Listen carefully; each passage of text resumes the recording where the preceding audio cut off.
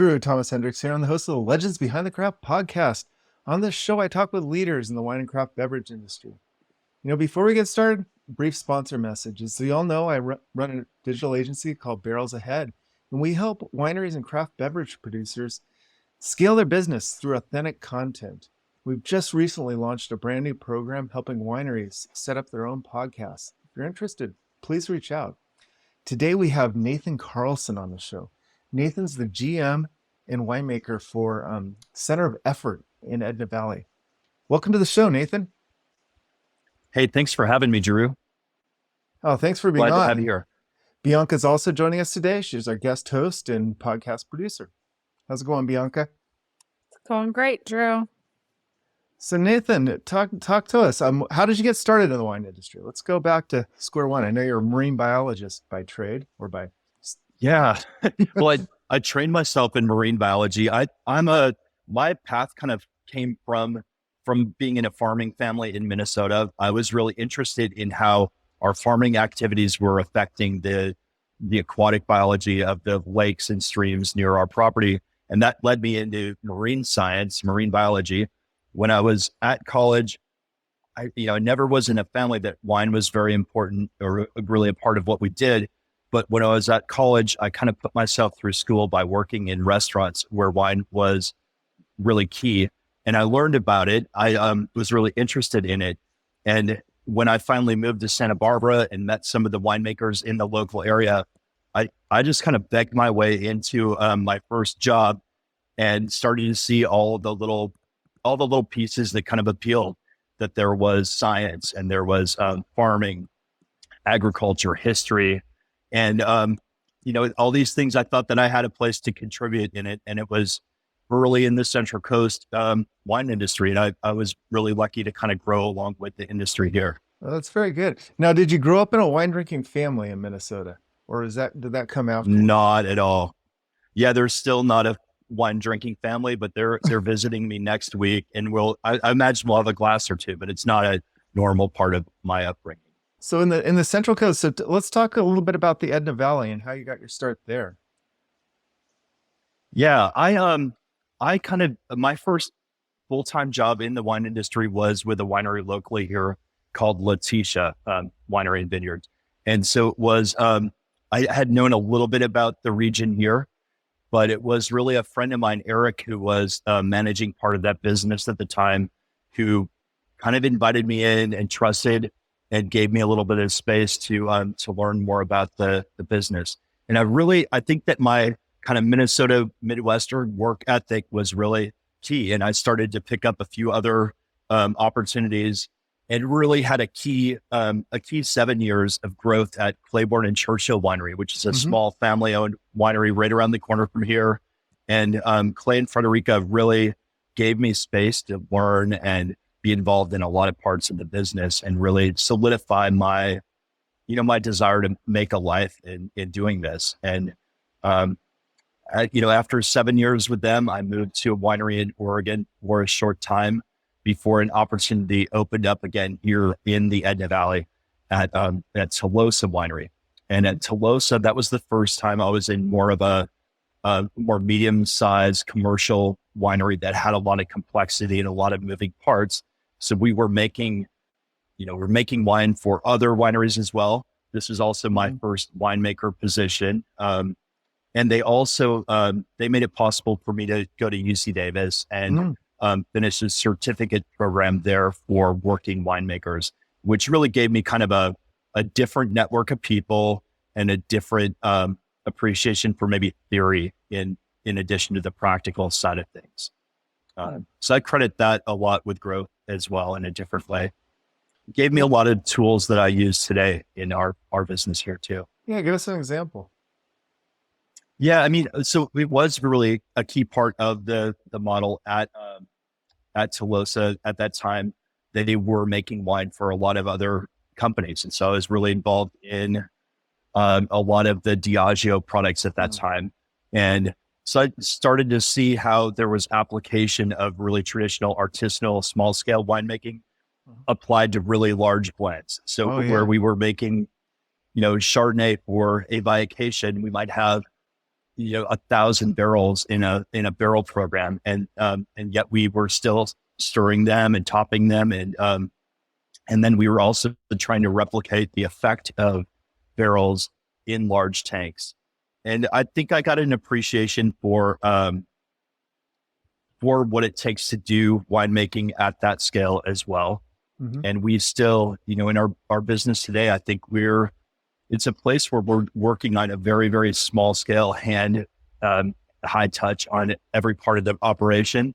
And at the same time, we can bring really good technique and really good attention to quality on a more moderate kind of mid-scale approach as well.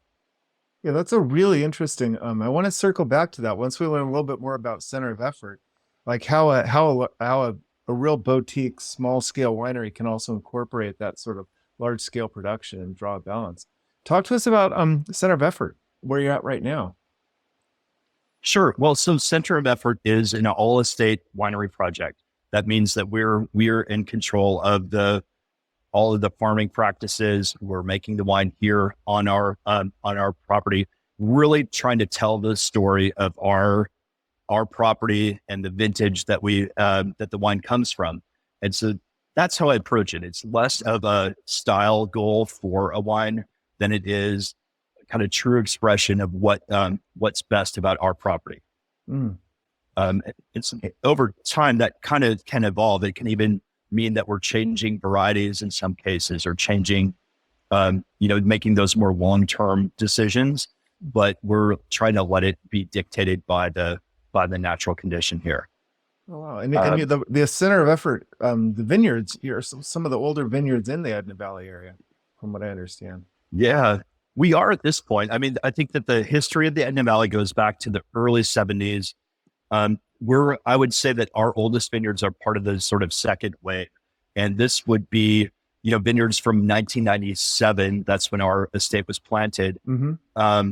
That was about the time I started in the wine industry. So it is interesting to think back to that time. And at that time, what was happening in our area was a lot of discussion of clonal application in Pinot Noir, especially a much better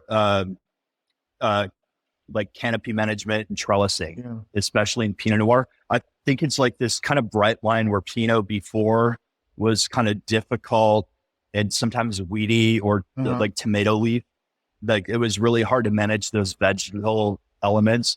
And then through better canopy management, better vine selection, better spacings, the wines got dramatically better.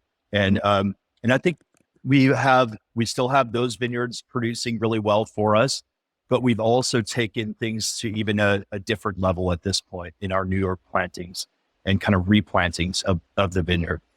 Yeah, it's I remember the late 90s and 97 well, because I was living up in San Francisco at the time, and my best friend was down in Santa Barbara. So we'd always take the 101 down, and I started driving down there like from 90 through 2000, and the amount of vineyards that popped up in those 10 years was just startling, especially right by Letitia there, that stretch. Yeah. When I worked for Letitia at that time, they planted, I think that they planted like 400 additional acres on that parcel. Meanwhile, in Santa Barbara County, that was when Kendall Jackson did a huge planting through the Cat Canyon area. And in fact, there was a huge backlash because they bulldozed a couple thousand old oak trees right along the 101. And so I think that was really, it was a big uproar, and it really was kind of a bright line I think that was when sustainability started to become something that was really clearly talked about. And there was, even today, we've had some instances like that happen in Paso Robles, and there's just intense pushback now. I think in Santa Barbara, they now have very protected kind of status for oak trees there. And I think that we're not quite as restrictive, but certainly I think people are pretty careful about what they do here. Yeah, that was a strange time. I mean, we heard that there was like some talk about you can't do it. And then all of a sudden, like in the cloak of darkness, the trees were gone. Yeah. It was... Anyhow, on to brighter things. So sustainability is one of the bigger things that it's very important to you and center of effort. Let's talk about current sustainability and the efforts that you're making within your winery. Yeah, well, we are. I think as said, we at Center of Effort are making some wines for other businesses as well. And in fact, we're the first SIP certified or sustainability in practice certified custom crush facility, and so we've had that certification since 2000. And what that means is that we've gone through the process of auditing and certifying our winery processes in addition to how we farm in the vineyard. We're entirely solar powered. In fact, at this point, we're pushing back extra energy to the grid beyond what we generate. We have a plan for recycling water. I was going to ask about that. And energy conservation here is really important. We have a recycling plan that is pretty careful. And right now, something we're excited about is we've been testing some biodegradable stretch film for a lot of the plastic pallet wrapping. It's just something that's bothered us for a long time. Like we're using a lot of plastics in it just as a necessity of warehousing and moving material. So if this actually can work well for us, then I think that we're going to probably see it rolled out to a lot of other wineries locally as well. You're talking about the wrapping that goes when they're stacking the cases of wine and then they take it and they just saran wrap the crap out of it. Exactly. Right? Yeah. And then it's just stored.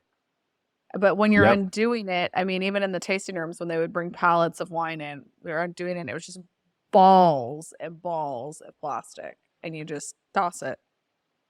It's just waste. Yeah. So if we can move to something that is compostable, I think it's a huge win. And it's like those little simple things that can that add up to a lot of impact over the course of the industry. And where's this coming from? We found a supplier in Australia a while ago, and this new importer, I'm not sure where they're doing the manufacturing, but we're testing a couple different lines right now. But it seems to perform really well in early testing and in application. What we want to see is you don't want it to biodegrade in the warehouse in 6 months. Like that would be a negative. Yeah, that's a fear. So how do you go about testing it to see if it's biodegrading? Do you bury it and check back? Yeah, I have it in my compost. I have it in my compost pile at home right now. So I'm kind of evaluating it there. Okay. They claim it's like in a commercial composting facility, but I want to see how in a practical sense it'll break down. That's interesting. And then in the warehouse, are you have a area where you've got some pallets wrapped up and you're just kind of watching it to see what it does over the next 6 months? Or yeah, we did a couple SKUs that we know are going to stay in the warehouse for an extended time and probably not move out into distribution. So I think that'll be the best place to make the first evaluation, and then we'll just begin to move into using it. And I'm sure we'll hear back. We usually get feedback when things don't work, especially. So, cool. Another thing that's been really important for us has been shipping wine in kegs for a lot of restaurant business. And so there's one restaurant partner that we work really strongly with called 60 Vines, and they have a network of restaurants. I remember it's like maybe 8 or 9 states that they operate in. And their entire restaurant is based around sourcing high-end wines in keg and replacing, bottled wines for the most part. And so their director of food and beverage came out of working for Halter Ranch Vineyards in Paso Robles. Oh yeah. And has a real strong knowledge and affinity for the Central Coast. And so he's working, I think, with us, Stoltman, a number of other suppliers. And so we have been supplying our kind of restaurant brand Fossil Point Pinot Noir to him for a number of years. But we just did a really high-end cuvee kegging of a Grenache and Syrah estate blend called Il Due, which is one of our top wines that we produce. And so they're going to have that on draft coming up in the next year or so for their programs. Oh, wow. So we're excited to show to show higher end wines as well as the more kind of standard wines. That's exciting. Like that. Are you seeing an increase in restaurants to like really requesting the kegs, or is it still for some of these distributors a front you got to educate and show them that there's the quality's there? It depends on a distributor by a distributor basis. I Mm-hmm. think that some of them are more committed to those things. But what is important is that we've proven ourselves to be a pretty reliable partner in that. I think that people want to know there's consistency, that the quality control is there, that they can rely on availability as well. And so I think we'll see it grow. I think that I've really seen it grow in some restaurant groups that are focusing on that as a key part of what they do as well. Mm-hmm. And having that be something of a draw, that they can provide a high quality wine in a taste or a carafe or a glass, as it makes sense. What about high quality bladder bags for consumers? I know Tablas Creek just started investigating in their Patlin came out in a 3-liter box wine, which was fantastic for a daily drinker. Have you guys started looking at that at all? I haven't. I think it's brilliant. And especially I think they unveiled that right during the time we were having all these supply chain issues, when it's like impossible to get glass, or glass could vary in price by, factor of 2 or 3 compared to what you're used to. And I think that I just saw that they're going to be pouring a lot of wine in their tasting room from draft as well. Yeah, they just they're went the draft. replacing. Yeah, I think that they've been a really good kind of thought leader, or kind of somebody who's willing to take the leap and figure out the, what the Mm-hmm. things to watch out for might be. And so I always appreciate and learn from those guys. I don't have a plan for a bag and box right now, but we have, I have another winemaker that my partner used to work with, who he's gone out and he's bottling some really high end kind of, some really high quality south of France, red and white in, I think it's a 3-liter box. Mm-hmm. And those wines are fantastic. You can ship them right through the, ship them just right in their carton. And it is a smart thing for just your daily drinker kind of wine, for sure. Yeah. And I imagine restaurants, there's utility there too. Oh, for sure. And I think it's educating the consumer on that, because box wines, they're getting a better status, but they still don't have the fine wine status that they could have. And I think a lot of the work with the draft programs that you're doing starts educating the consumer that what restaurants start doing at the winery, start pouring it that way. They start to get a little more familiar that not everything has to come out with a cork or a screw top or a closure. Exactly. I mean, they say that the average bottle of wine from the time of purchase is consumed within 12 hours or something like that. And there's not really the reason for the cork and the foil and the bottle, other than it kind of is giving us some quality keys, I guess, Mm-hmm. for those kind of daily drinker wines. Now, we certainly make wines that we hope you're going to set aside for 10 years or 15 years. And we know that they're going to be good for that. I don't think that portion is going to move to bag in the box anytime soon. That's a whole different, that's a style. There's a ceremony. You're not going to mess with that. Let's talk about your winemaking style, since you brought up some of the wines for cellaring. Talk to me about that and the landscape at COE. Sure. Well, at Center of Effort, we're an all-estate winery. That's number one. So I'm telling the story of the soil. We farm sustainably, meaning that we're not organic. And in the Edna Valley, organic is really difficult. We work with some vineyards that are organic, but that is a commitment to probably more tractor passes, harsher chemicals that are harder on your team and harder on the neighbors, and sometimes avoidable crop loss as well. And so we have some measures we use in the vineyard. We eliminated herbicides in 2011. We have moved into having sheep and goats do grazing on the land in the winter season. We're establishing intentional cover crops. We have insectary blocks to encourage beneficial insects.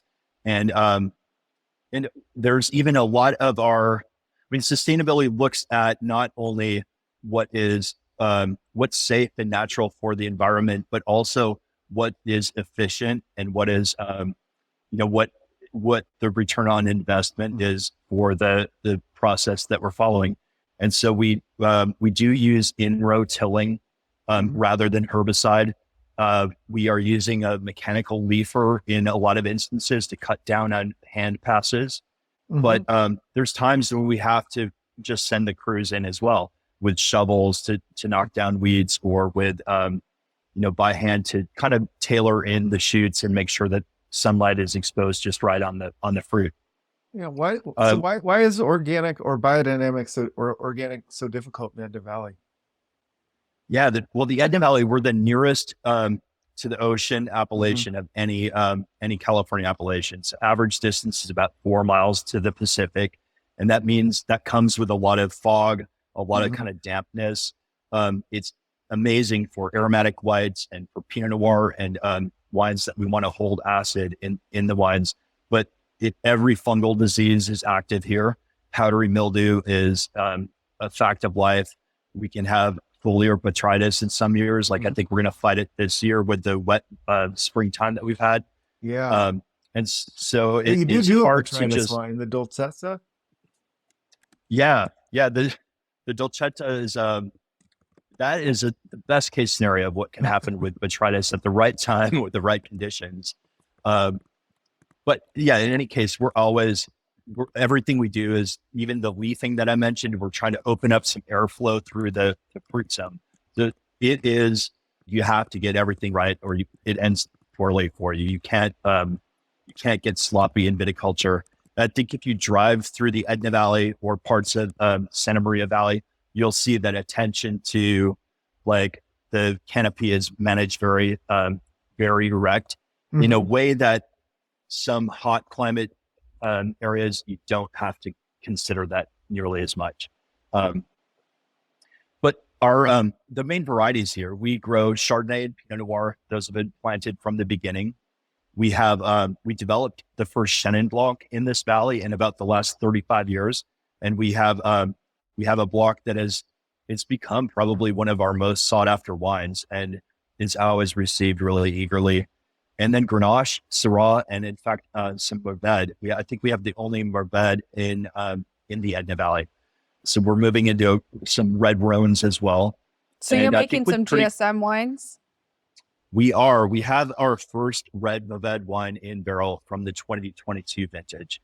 And that's the one variety that may be difficult to get fully ripe in the Edna Valley. Yeah, that's really close to the coast for that. Is that some of like the more like over the hill type vineyards without the line of sight to the ocean? Yeah, they say that in France, they say that Mourvèdre should have its face to the sun and an ocean, and the ocean at its back, or something like that. I don't know. Like, it's planted in Bandol as a really great appellation for it, but it is just in from the Mediterranean. The Mediterranean is a little bit warmer than the Pacific. The Central. So, yeah, we have a small amount of Mourvèdre, and I think it'll be a complexing kind of blending element in our wines. So we're learning about it at this point, but it has been terrific in our rosé. We've used it in rosé for a number of years, and we're just now getting confident with it as a red wine as well. Very good. So that's the vineyard. I think everything is handpicked at night generally. So the process has been, for our team, we have about a team of 7 people who, for the most part, work on our property all year round. And so when it comes time to harvest, they're able to go out starting at about either 10 p.m. or midnight, depending on the schedule.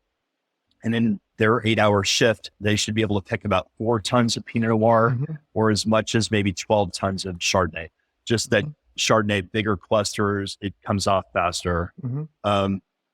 And then my winery team will arrive at the winery about 6 a.m., get everything sanitized. And so by 7 o'clock, they're processing fruit and getting it through the receiving line. And that's all done by hand as well. So we have people sorting clusters, sorting berries. Usually by noon, we're cleaning up, and that morning's fruit is already processed. So in winemaking, you're always losing quality as soon as you take the fruit off of the vine. And so the quicker you can have that fruit processed and safely in the winery, the better off you are.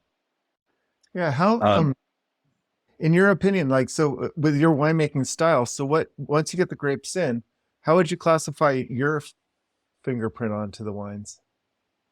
We are we're pretty light in terms of intervention. With white wines, we press really quickly and gently. We make a really early press cut. So we're trying to get the juice away from the skins really quickly. So we want to pick up very little bitterness.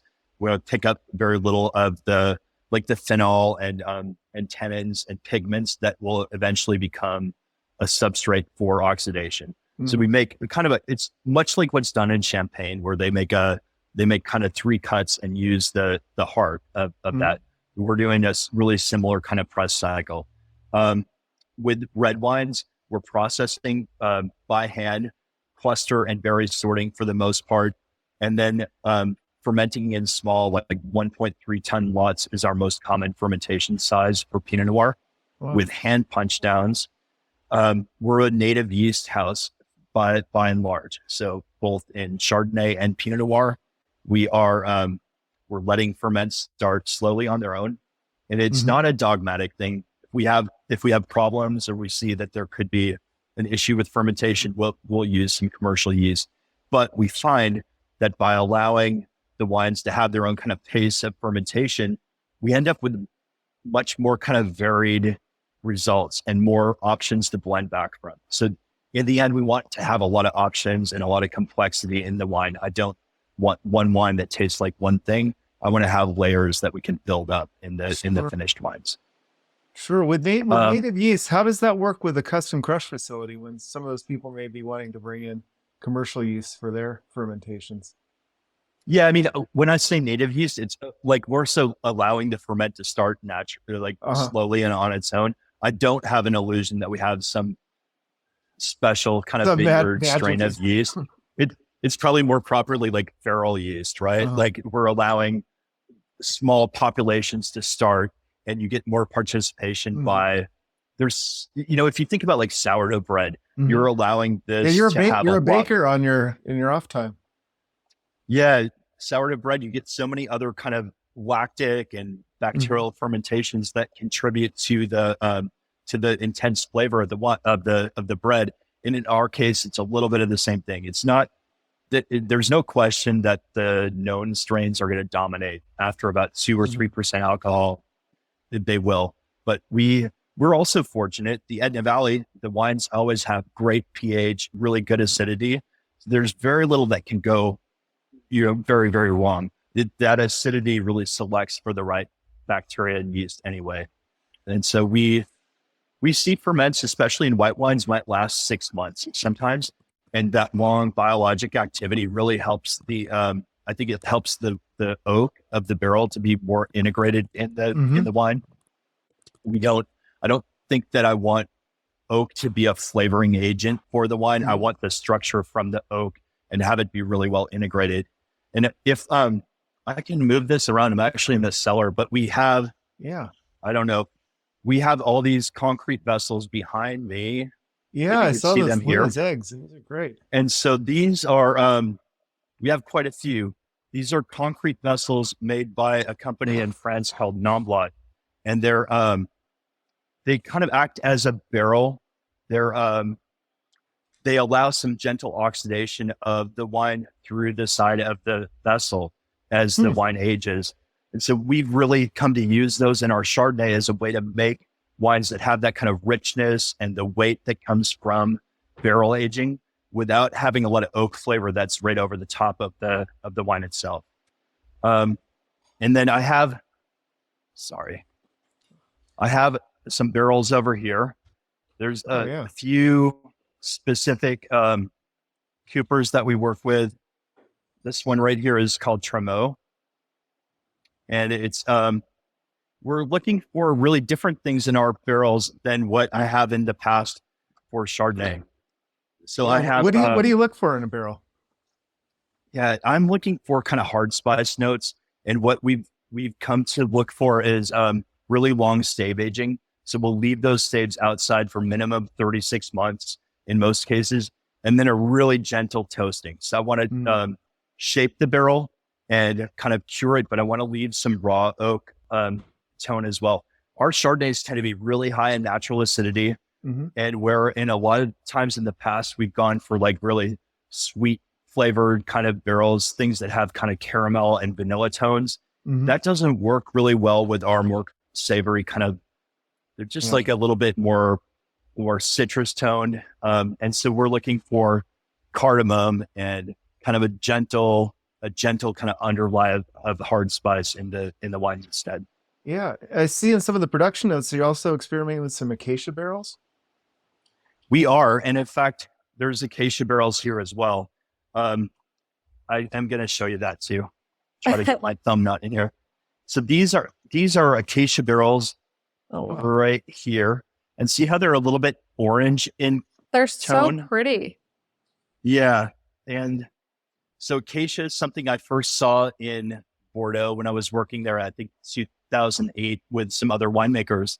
They were using it in the sweet wine districts in Sauternes and Barsac to bring kind of a honeycomb character to their sweet wines. And I here at our estate, the Chardonnay was always we had really just one clone of Chardonnay on the property. Mhm. It was kind of planted on the most regular vineyard blocks. And so I was looking for everything I could to get different kind of diversity of flavor into the final blend. And acacia was something we brought in that works really well on a small percentage. They're never our favorite wines individually, but they bring like a kind of, when the barrels are new, they bring like a wet willow, kind of a sapling kind of aroma of freshness. Oh, cool. And when they age, those barrels, even 6 years old, they'll have like a sort of like a fenugreek kind of aroma. Fenugreek is sort of almost a maple syrup kind of tone, or like honeycomb kind of aroma. Where are you getting your acacia barrels from? We get them from a cooper called Troy, which is based right outside of Bordeaux. And even that was a learning process. The first time that I ordered acacia barrels, the barrel rep had never sold any. He finally confirmed, "Oh yeah, I can get you some acacia barrels. How do you want them toasted?" And so I told him, just toast it like our other barrels. And those first two barrels, it like the first wine we made in them, it smelled like somebody put their cigarette out in it, because acacia is like this kind of oily wood. It has like a lot of sap and a lot of oil. And when you toast it, it just got very acrid and kind of burnt. And so we've learned since then that these are, that we steam bend them instead and just allow it to be more or less not, like, we don't want combustion of any kind in those. And they're a big success now. And I think it's something subtle, but we know and we can demonstrate the difference when we make our blends for sure. Oh, that's cool. Does acacia see any? Do any of the red wines see acacia, or is it mostly just for the whites, or exclusively for the whites? In our cellar, it's only whites. I don't know if that's the same everywhere, and acacia is very niche everywhere. But what I've heard it most used for is sweet wines and for some champagne cuvées that are aged in barrel. So. I can definitely see that nuance really adding to the wine. So Nathan, as we're kind of wrapping down, I do want to know, how do you draw the line between the GM and the winemaker role? I think that the winemaker role is the one that I'm more naturally suited for and where I feel more comfortable. The general manager became like kind of a necessity, but it's also where I'm able to see the most kind of personal growth in myself, right? And I think that a lot of that comes from, I think the systems, the processes are not hard for me to understand how to manage, but it's like building teams is something that's more of a challenge for me, and has been, just recognizing that people work together differently. And then I think that as I've gone along in my career, I have a lot of like satisfaction for having seen people kind of grow through our business and move on into industry and become really, really important parts of it. And we have a really strong tie with Cal Poly San Luis Obispo and their winemaking program. Most of my team are graduates out of either that program or out of that school, for sure. Do you get some interns? Do you get some interns through that as well? We do. We have usually 8 to 10 interns during a normal harvest. And one thing that we really, we've developed over time, we have a really strong training program. We have kind of a grid where we know what everyone's going to learn through the process. really clear that we view part of what our commitment to them is that they're able to ask the why behind anything that they're asked to do. And we try to have a really open conversation about this. And just I think that this is a great classroom because we're doing everything from very small scale, high end, high touch, hand winemaking up to client winemaking. And we're trying to show that we have every degree of respect for the quality at both ends of those scales, and that they're in contact with a lot of different winemakers that have different kind of views of how to get to maybe the same end result. We try to have some interaction with the winemakers and even have them come in, pull some corks and talk through kind of what their vision is or what their view is. And I want everyone here to know that we're not just making like, some sort of cog in a winemaking machine, but we're trying to really come up with an end result that is going to be, going across the world. Like I know that people can walk into a grocery store or probably anywhere in this country and have some wine that passed through our hands here. And so if you're a student and this is your first view of what your career might be, this really exposes you to a lot. And I have so much satisfaction now. And I kind of see that that's equally important to growing these vines, is to like kind of nurturing people that are going to be really instrumental in doing this long past when I'm done, or when I'm gone. So I think it's a really important part of it. That's a wonderful way of thinking about it. I love that. So, Nathan, where can people find out more about you and Center of Effort Winery? Yeah, I'm easy to find. I'm Nathan at coewine.com, and our website coewine.com is a great place to get introduced to what we do. That's fantastic. And you already have a tasting room open for tasting. People can come on and visit. We do. We have a gorgeous tasting room, great view of the Santa Lucia mountain range. And, at the right time of year, you'll have little baby goats out there nibbling at the cover crop as well. Aww. We have a great culinary program here as well. So Lindsay has been working a lot on developing food, a food menu and pairing boards from our orchards and from neighboring cheesemakers and charcuterie producers as well. Awesome. Well, everyone's got to go check that out. Well, Nathan, thank you so much for joining us today. Thanks for having me with you. Thank you. You have a great day. Thanks, Nathan. Thanks for listening to the Legends Behind the Craft podcast. We'll see you again next time, and be sure to click subscribe to get future episodes.